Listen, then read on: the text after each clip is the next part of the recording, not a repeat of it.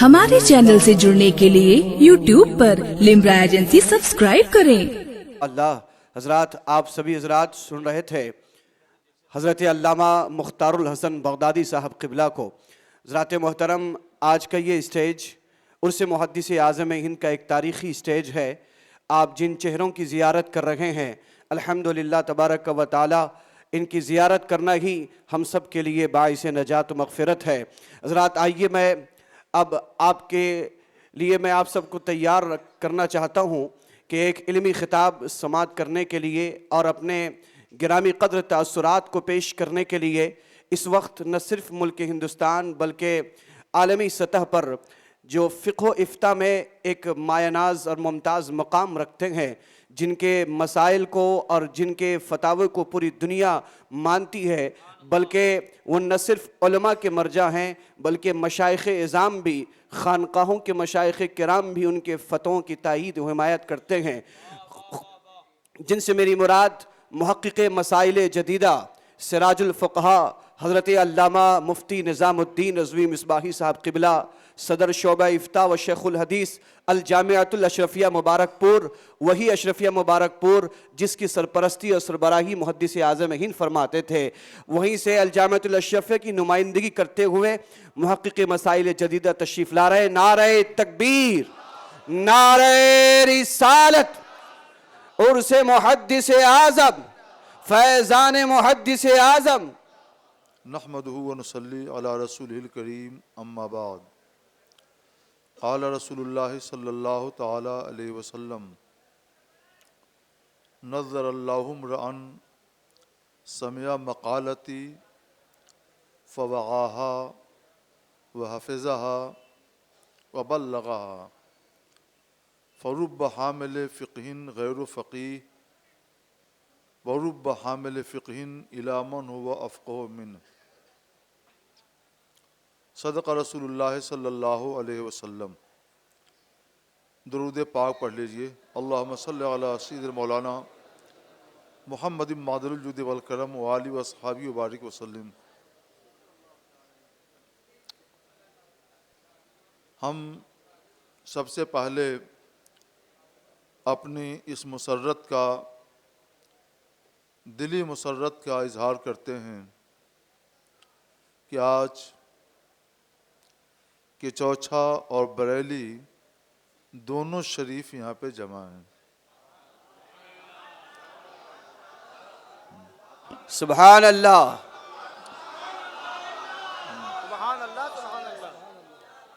اور یہ جماعت اہل سنت کے لیے بڑی مبارک اور بہت ہی خوش آئند بات ہے۔ کیا بات ہے۔ ہم قادری ہوں، اشرفی ہوں، چشتی ہوں، برکاتی ہوں، ہونا چاہیے اپنے اپنے مشائخ سے، پیران کرام اور مرشدان اعظام سے ہم جڑے ہیں تو جڑے رہنا چاہیے بے شک کہ ان کا یہ رابطہ ہمیں انشاءاللہ جنت کی راہ دکھلائے گا، جنت تک پہنچائے گا۔ لیکن اس کے ساتھ ساتھ ہم قادری ہیں تو دوسرے سلسلوں کا بھی اور علماء کا احترام کرنا چاہیے۔ بے شک بے شک۔ چشتی ہیں تو رضویوں برکاتیوں کا بھی احترام کرنا چاہیے۔ بے شک۔ ہم سب ایک ہیں، اہل سنت و جماعت ہیں، اسی کی شاخیں ہیں، کوئی چشتی ہے، کوئی قادری ہے، کوئی رضوی ہے۔ تو آج اس منبر نور پہ الحمدللہ یہ منظر دیکھ کر بے پناہ خوشی ہو رہی ہے۔ سبحان اللہ۔ اور یہ ہم کو پیغام مل رہا ہے کہ ہم سب کو ایک مضبوط اور منظم جماعت بننا چاہیے۔ ہم بہت تقسیم ہو چکے ہیں، اس کو ختم کیجئے اور متحد ہو کر ایک منظم اور مضبوط جماعت بنیے۔ بے شک بے شک۔ مسلمانوں، فضول خرچی کو بند کرو، فضول خرچی بہت ہو چکی، اس کو بند ہونا چاہیے۔ غریبوں کی، بیواؤں کی، بے سہاروں کی، مجبوروں کی مدد بھی ہونی چاہیے۔ وقت کی قدر کرو۔ آپ جتنا وقت ضائع کرتے ہیں اتنی اپنی عمر برباد کرتے ہیں۔ وقت یہ عبارت ہے زندگی سے۔ 10 منٹ کا وقت اگر آپ نے فضول خرچ کیا، ضائع کیا، تو آپ نے اپنی 10 منٹ کی زندگی برباد کر دی۔ وقت کی قدر کیجئے، فضول کاموں سے بچیے۔ شراب نوشی اور دیگر منشیات ہمارے سماج کا حصہ بنتے جا رہے ہیں۔ جس قوم کے نوجوان شراب نوشی اور منشیات میں مبتلا ہو جائیں، اس قوم کا کوئی مستقبل نہیں ہوتا۔ بے شک۔ جس قوم کا مستقبل تاریک کرنا ہو تو اس قوم کے جوانوں کو نشے میں مست کر دو۔ جوان ہی تو قوم کے روشن مستقبل ہوتے ہیں، وہی بدمست ہو کر اپنا وقت اور اپنی عمر ضائع کریں گے تو قوم کا کون ہوگا؟ تو خدا را اس کو چھوڑ دیجئے۔ نکاح کو آسان بنائیے۔ نکاح جس قدر آسان ہوگا، سماج سے برائیاں اسی قدر دور ہوں گی۔ آج ہمارے سماج میں بڑی خرابیاں در آئی ہیں، برائیاں پھیلتی چلی جا رہی ہیں۔ ان سب کے پیچھے ہاتھ، اثر اس بات کا ہے کہ ہم نے نکاح کو مشکل سے مشکل تر بنا دیا ہے۔ جب نکاح مشکل ہوگا تو بدی آسان ہو جائے گی، اور جب نکاح کو آپ آسان بنا دیں گے تو بدی مشکل ہو جائے گی۔ جبری جہیز کی لعنت کو اپنے سماج سے ختم کر دیجیے۔ اور سب سے بڑی بات یہ ہے، نہ جانے کب سے ہم نے بچیوں، بیٹیوں، بہنوں، پھوپھیوں کے لیے میراث سے حصہ دینا بند کر دیا، میراث کی تقسیم بند کر دی۔ وہ دل ہی دل میں کراہتی ہیں مگر کہتی نہیں ہیں۔ ایک حدیث یاد آتی ہے کہ حضرت عبداللہ بن مسعود رضی اللہ تعالیٰ عنہ کے ایک دوست نے کچھ دیکھا تو فرمانے لگے کہ قیامت تو آ گئی۔ وہ سیدھے بیٹھ گئے، فرماتے ہیں ہرگز نہیں، قیامت اس وقت تک نہیں قائم ہوگی جب تک کہ میراث کی تقسیم بند نہ کر دی جائے۔ اللہ۔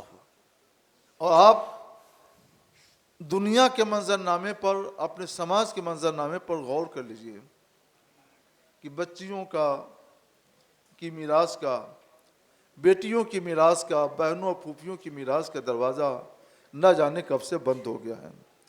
قیامت قریب آ گئی ہے، مصائب اور عذاب ہمارے سر پہ منڈلا رہے ہیں، دور کرنا چاہتے ہیں تو اپنی بہنوں کو، پھوپھیوں کو، بیٹیوں کو حصہ دیجئے۔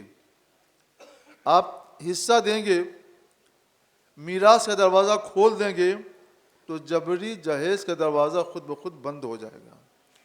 جبری جہیز کا دروازہ بند ہوگا تو نکاح آسان ہو جائے گا اور یہ سماج ایک ستھرا سماج ہوگا۔ یہ چند پیغامات ہیں، ہم نے دیکھا کہ آپ لوگ بڑے اچھے ہیں ماشاءاللہ اور بہت غور سے سن رہے ہیں، تو ان پیغامات کو اپنے دل کے خانے میں محفوظ رکھیے اور ان کو عملی شکل دیجیے۔ حضرت سیدی و مولائی محدث اعظم ہند رضی اللہ تعالی عنہ کو محدث کہا جاتا ہے، محدث اعظم۔ تو ہم سمجھنا چاہیں گے کہ محدث کیا ہوتا ہے، حدیث کا کیا مطلب ہے۔ یہ کہ بہت طویل گفتگو ہو سکتی ہے، ہم کو ایک مختصر تعارف پیش کرنا ہے محدث کا۔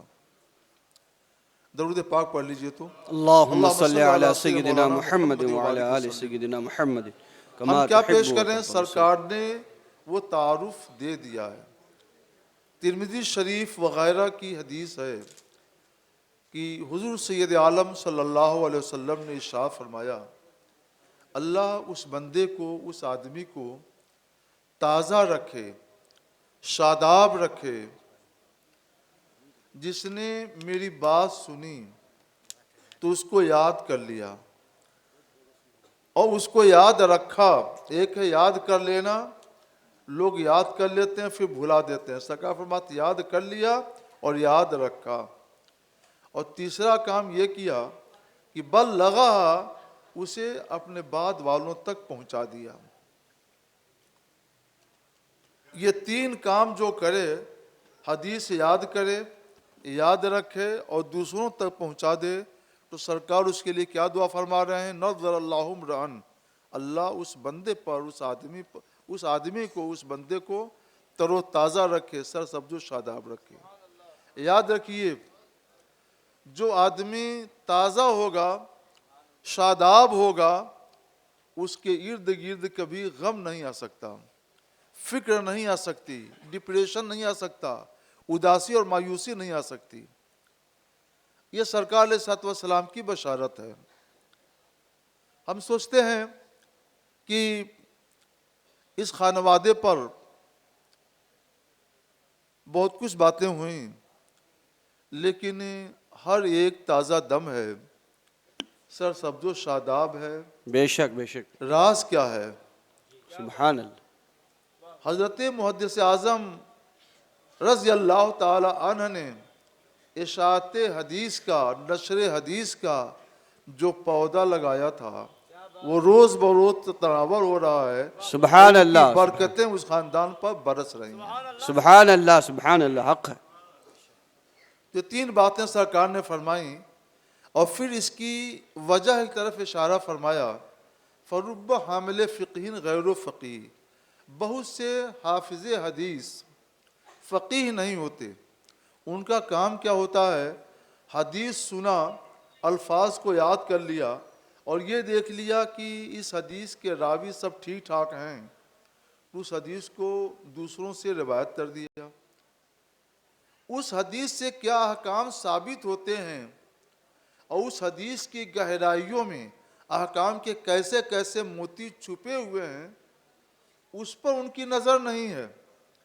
صرف عشق رسالت کا جذبہ ان کے سینوں میں موجزن ہے، جو روایت حدیث کے لیے ان کو آمادہ کیے ہوئے ہیں اور روایت حدیث کرتے جا رہے ہیں۔ فرب حامل فقہ غیر فقیہ، وہ فقیہ تو نہیں ہیں، محدث ہیں۔ ورب حامل فقہ الی من ہوا افقہ من، یہ دوسرا جملہ سرکار فرماتے ہیں، اور بہت سے صاحب حدیث ایسے ہیں جو اپنے سے افقہ کو، اپنے سے بڑے فقیہ کو حدیث پہنچاتے ہیں۔ الفاظ پہ غور فرمائیے گا، اپنے سے بڑے فقیہ کو حدیث پہنچانا، اس کا مطلب صاف یہ ہے کہ وہ صاحب حدیث بھی فقیہ ہیں۔ واہ واہ، البتہ جس کو حدیث پہنچا رہے ہیں، روایت جن کو کر رہے ہیں، وہ ان سے بڑے فقیہ ہیں۔ افقہ اسی وقت کہا جائے گا کہ جب خود محدث بھی فقیہ ہو۔ سبحان۔ اس طرح سے حضور سید عالم صلی اللہ تعالی علیہ وسلم نے راویان حدیث کے تین طبقے بیان کر دیے۔ محدث غیر فقیہ، جس کا کام صرف روایت حدیث ہے، یہ خود بہت بڑا کام ہے۔ یہ کام صحابہ کرام رضی اللہ عنہم اجمعین نے کیا، سرکار کی زبان اقدس سے سنتے تھے، ان کے حق میں وہ حدیث قطعی ہوتے۔ جس صحابی نے سرکار کی زبان اقدس سے اپنے کان سے جو بھی حدیث سنی، وہ حدیث ان کے حق میں قطعی تھی۔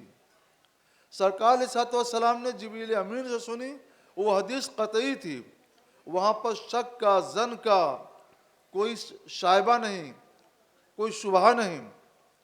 اس کے بعد ان لوگوں نے دوسروں تک حدیث پہنچائی، انہوں نے تیسرے تک، تو پھر آگے جا کر کے اس کے اندر ظنیت پیدا ہوئی، خبر احاد ہوئی اور وہ ظنی ہوئی۔ حدیث ظنی سے واجب کا ثبوت ہوتا ہے، قطعی سے فرض کا ثبوت ہوتا ہے، وغیرہ وغیرہ، یہ سب احکام اس سے نکلتے ہیں۔ تو سب سے پہلے نشر حدیث کا، روایت حدیث کا جو کام کیا ہے وہ صحابہ کرام کی جماعت نے کیا ہے، اس لیے وہ حضرات بہت ہی معتمد ہیں اور تمام صحابہ عادل، دیندار اور ثقہ ہیں، اور اسی لیے کلام الہی میں ان سب کے لیے جنت کی بشارت ہے۔ وَكُلًّا وَعَدَ اللَّهُ الْحُسْنَىٰ، اللہ نے سب کے لیے جنت کی بشارت دے دی ہے، جنت کا وعدہ سب کے لیے ہے۔ اسی طرح سے جتنے بھی محدثین ہیں سب کے لیے بشارتیں ہیں، اور سب کے لیے سرکار علیہ الصلوۃ والسلام نے تر و تازہ رہنے کی دعائیں فرما دی ہیں۔ دوسرا طبقہ محدث فقیہ، محدث بھی ہے، روایت حدیث بھی کرتا ہے، اور ساتھ ہی ساتھ اس حدیث سے جو احکام ثابت ہوتے ہیں ان احکام تک اس کی گہری نظر پہنچتی ہے، ان احکام کو نکالتا ہے، لوگوں کو بتاتا ہے۔ تو محدث فقیہ حدیث بھی روایت کرتا ہے اور حدیث سے ثابت ہونے والے احکام بھی بتاتا ہے، اس لیے اس کا درجہ صرف محدث سے اونچا ہوا کرتا ہے۔ صرف محدث الفاظ حدیث کو روایت کرتا ہے اور محدث فقیہ الفاظ حدیث کو بھی روایت کرتا ہے اور حدیث کے معانی اور احکام کو بھی بیان کرتا ہے، یہ دو کام کرتا ہے۔ سبحان اللہ۔ تیسرا درجہ ہے محدث افقہ کا۔ محدث افقہ روایت حدیث بھی کرتا ہے، حدیث سے ثابت ہونے والے احکام بھی بتاتا ہے، اور حدیث کے سمندر کی گہرائیوں میں جو معانی کے موتی چھپے ہوئے ہیں، احکام کے موتی چھپے ہوئے ہیں، ان گہرائیوں میں پہنچ کر ان کو نکال لاتا ہے اور اس کو بھی اپنے اجتہاد اور استنباط کے ذریعے لوگوں تک پہنچا دیتا ہے۔ سبحان اللہ، وہ سبحان تین کام کرتا ہے، تو اس کا درجہ سب سے اونچا ہے۔ اگر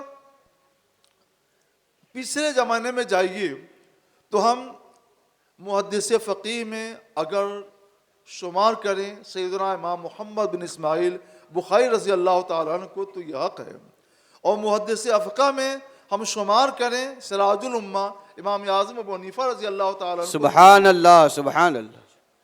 اور بعد کے دور میں آئیے تو جو حضرات کتابوں سے حدیثیں یاد کرتے ہیں اور ممبروں محراب سے بیان کرتے ہیں، درس گاہوں میں بیان کرتے ہیں، مگر ان سے کیا احکام ثابت ہوتے ہیں اس پر ان کی نظر کم ہوتی ہے، تو وہ بھی ایک حد تک محدث ہوئے، ان کو محدث غیر فقیہ کہیں گے۔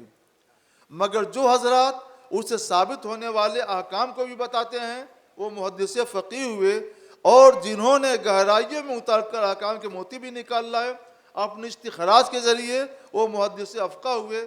تو اگر ماضی قریب میں ہم اس کی کوئی مثال پیش کرنا چاہیں تو ہم کہہ سکتے ہیں کہ محدث فقیہ محدث اعظم ہند رضی اللہ تعالیٰ عنہ۔ سبحان اللہ، نعرہ تکبیر، نعرہ رسالت، عرس محدث اعظم۔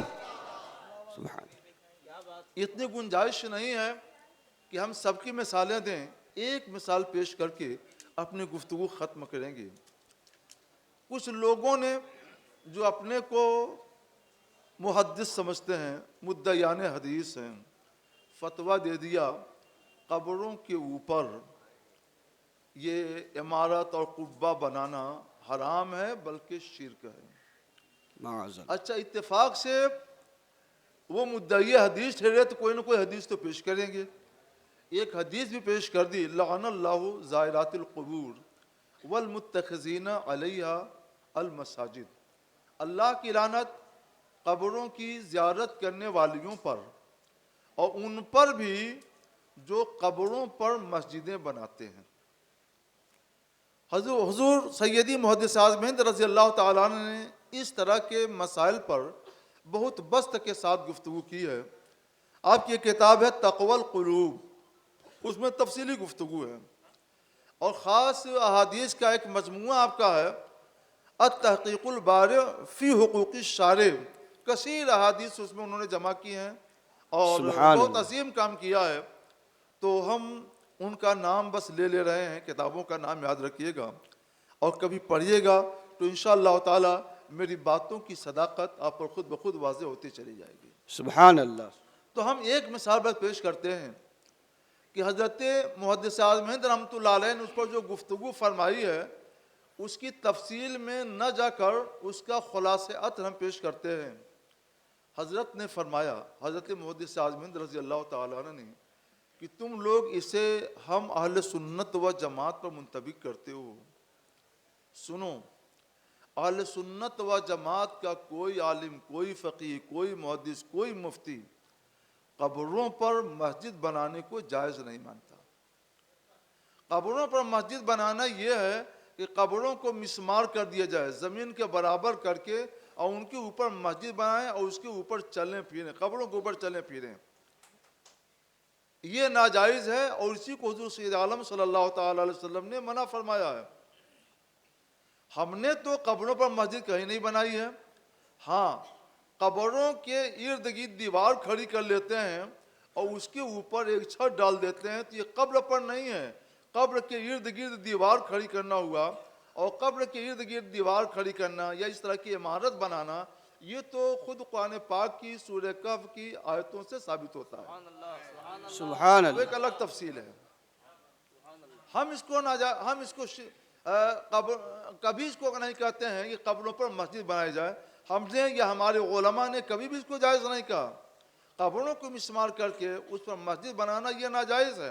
ہاں قبروں کے ارد گرد دیوار کھڑی کر کے اور اوپر چھت ڈال دی جائے، یہ جائز ہے، تاکہ زیارت کے لیے آنے والے اگر دھوپ میں آتے ہیں تو انہیں دھوپ کے سے راحت ملے، بارش میں آتے ہیں تو بارش سے راحت ملے، ٹھنڈک میں آتے ہیں تو ٹھنڈک سے راحت ملے، اس لیے ہم یہ کرتے ہیں، اور یہ ناجائز نہیں ہے، اور اس حدیث پاک سے یہ قطعاً ثابت نہیں ہوتا ہے، یہ جائز و درست ہے۔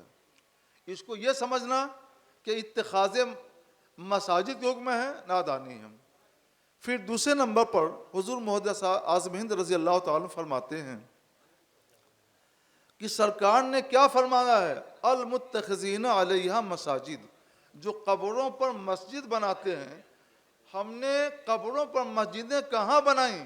پوری دنیا میں ایک مزار، ایک قبر، ایک روضہ تو دکھلاؤ جہاں ہم نے کوئی مسجد بنائی ہو۔ یہ تمہارا جھوٹا الزام ہے ہم اہل حق اہل سنت و جماعت پر۔ سرکار علیہ الصلوۃ والسلام کے روضہ انور کے ارد گرد قبہ بنا ہوا ہے، عمارت بنی ہوئی ہے، زیارت کے لیے سب جاتے ہیں، اس کو کیا کہتے ہو؟ تو کسی بھی حدیث میں یہ نہیں آیا ہے کہ قبر کے ارد گرد عمارت، دیوار کھڑی کر کے اور اس پر عمارت بنانا یہ ناجائز ہے، اور سرکار علیہ الصلوۃ والسلام نے اس کو منع کیا ہے، بلکہ سرکار نے مسجد کے لیے کہا ہے۔ اور سنو، کسی جگہ پر مسجد بنانا ناجائز ہو سکتا ہے، ایسا ہو سکتا ہے کسی جگہ پر مسجد بنانا ناجائز ہو مگر عمارت بنانا جائز ہو۔ مثلا آپ کی زمین ہے، آپ اس پر عمارت بنا سکتے ہیں، اور کوئی آپ سے اجازت لیے بغیر جا کر مسجد بنائے تو یہ جائز نہیں ہے۔ قبروں پر عمارت ہم کیوں بناتے ہیں؟ تاکہ زائرین کو راحت ملے، دھوپ سے راحت ملے، برسات سے راحت ملے، ٹھنڈا سے راحت ملے، آندھیوں سے راحت ملے۔ اب اگر آندھی چل رہی ہو، دھوپ ہو، برسات ہو، وغیرہ وغیرہ، کچھ زائرین وہاں کھڑے ہیں اور مزار شریف طرف منہ کر کے فاتحہ بھی پڑھ رہے ہیں، اور دھوپ سے، بارش سے اور ٹھنڈی سے راحت بھی حاصل کر رہے ہیں، تو یہ ناجائز تو نہیں ہے۔ لیکن اگر کوئی شخص ایسے میں جائے اور مزار طرف رخ کر کے نماز پڑھے تو یہ ناجائز ہے۔ مسجد بنائی جاتی ہے عبادت کے لیے، تو مزار کی طرف، صاحب قبر کی طرف رخ کر کے نماز پڑھنا یہ ناجائز ہے، مگر قبر کی طرف رخ کر کے فاتحہ پڑھنا اور اپنے آپ کو بارش سے بچانا، دھوپ سے بچانا یہ ناجائز نہیں ہے۔ ساری دنیا اس کو جائز کہتی ہے، اور کتاب اللہ و سنت رسول اللہ میں اس کے ناجائز ہونے پر ایک بھی حدیث اور ایک بھی آیت نہیں ہے۔ یہ محدث اعظم ہند رحمۃ اللہ علیہ نے تفصیل کے ساتھ سمجھایا ہے، جس کو میں نے اختصار کے ساتھ آپ کو بتایا۔ دیکھیے حدیث وہ بھی پڑھتے ہیں اور انہوں نے حدیثی سے استدلال کیا، اور اسی حدیث کو پڑھ کر حضرت محدث اعظم ہند رحمۃ اللہ تعالی علیہ نے یہ تشریح فرمائی۔ اس کا مطلب کیا ہوا؟ انہوں نے صرف روایت حدیث کیا، اور حضرت محدث اعظم ہند رحمۃ اللہ علیہ نے روایت حدیث بھی کیا، اور اسے ثابت ہونے والے صحیح حکم شرعی کو بھی بیان فرما دیا۔ سبحان اللہ، سبحان۔ تو حضرت محدث اعظم ہند رضی اللہ تعالیٰ عنہ اپنے وقت کے محدث فقیہ تھے اور اپنے دور کے لوگوں میں ان کے زمانے کے لوگوں نے ان کو محدث اعظم کہا. جو فقیہ ہوتا ہے وہ محدث بھی ہوتا ہے, اور بہت سے فقیہ محدث ایسے ہیں جو فقیہ ہوتے ہیں مگر ہر محدث کا فقیہ ہونا ضروری نہیں ہے, لیکن بہت سے جو فقہاء ہیں وہ محدث بھی ہوا کرتے ہیں. پھر کسی کو مفتی اعظم اور کسی کو فقیہ اعظم اور کسی کو محدث اعظم کیوں کہتے ہیں؟ جب ہر فقیہ محدث ہوتا ہے, جو اعلیٰ درجے کا فقیہ ہے وہ اعلیٰ درجے کا محدث بھی ہے, تو یہ فرق ناموں کا کیوں دے دیا گیا؟ تو کسی کو دلچسپی زیادہ حدیث سے ہوئی تو اس فقیہ کو محدث اعظم کہہ دیا گیا, اور کسی محدث کو فقہ و فتویٰ سے زیادہ دلچسپی ہو گئی تو اس کو مفتی اعظم کہہ دیا گیا. سبحان اللہ. اللہ تعالی ہم سب کو اپنے بزرگوں کے مراتب مناصب جلیلہ سمجھنے کی توفیق عطا فرمائے, ہم سب کو متحد کرے, متفق پڑھ کرے, اور جو پیغامات دیے گئے ہیں ان پر عمل کرنے کی توفیق عطا فرمائے. وما علینا الا البلاغ. السلام علیکم ورحمۃ اللہ.